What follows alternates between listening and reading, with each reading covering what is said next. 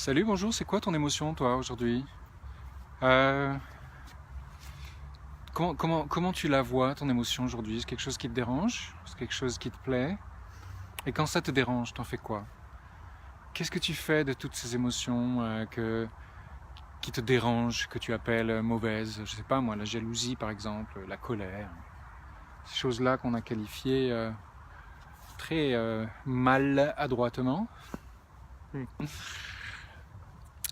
En fait, c'est intéressant parce que si tu veux, quand on échange en conversation, on se relie tout de suite à ces idées qu'on a, ces jugements, ces définitions qu'on a de ces émotions-là. C'est-à-dire que dès qu'on sent une émotion qu'on n'a pas envie d'avoir, on se ferme, on repousse et on attaque. Et en fait, on crée des problèmes. Mais juste pour dire deux mots, l'émotion en elle-même, et si c'était en fait simplement une énergie qui te nourrit, tu sais que c'est ce qui nourrit le corps. L'émotion, ça se passe dans le corps, pas dans la tête. Le corps, il n'a pas de jugement pour ce que c'est. L'émotion, c'est le mouvement que ça va prendre dans ton corps. Ça peut le nourrir aussi. C'est en fait une seule énergie que tu as choisi un jour de qualifier de mauvaise ou de bonne, c'est tout. Mais il n'y en a aucune qui soit bonne et il n'y en a aucune qui soit mauvaise. Euh, donc, si tu prends ce point de vue-là et que tu l'adaptes à tes conversations, par exemple, quand il y a quelqu'un qui a une émotion que tu ressens, et que tu veux absolument pas sentir, qu'est-ce que tu fais? Qu'est-ce que tu crées comme difficulté là avec cette personne qui vont te pourrir à toi, ta journée ou ta nuit?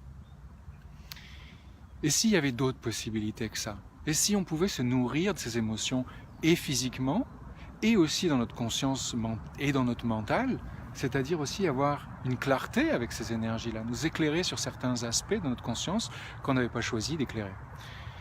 Et ben oui, c'est comme ça que ça marche. Et ça fait 5000 ans qu'on le sait en fait, mais il y a quelque chose qui résiste. Peut-être qu'il faut poder quelque part.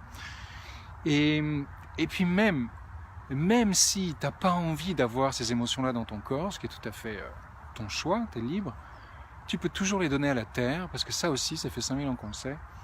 Elle s'en nourrit, elle, la Terre.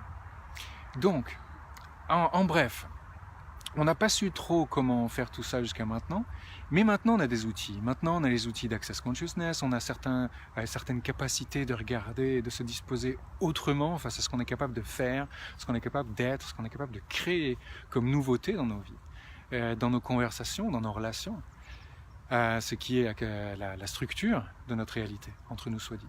Donc voilà, simplement, je pose cette question, bonjour, je pose cette question et qui... Je ne sais pas quelle question j'ai posée d'ailleurs, mais bon, il doit y en avoir. Il doit y en avoir une quelque part que je t'invite à retrouver. Et voilà. Donc voilà, c'est numéro 2 sur les relations. Non, je ne sais plus, j'avais fait une première. En tout cas, bienvenue à Paris samedi. On va jouer avec ça et on va vraiment intégrer des techniques avec ça, de la pratique, de comment on peut... C'est vraiment changer les choses à l'intérieur de soi. Et du coup, les changer aussi pour l'autre et pour l'environnement. Pas l'environnement, ton environnement. Ok.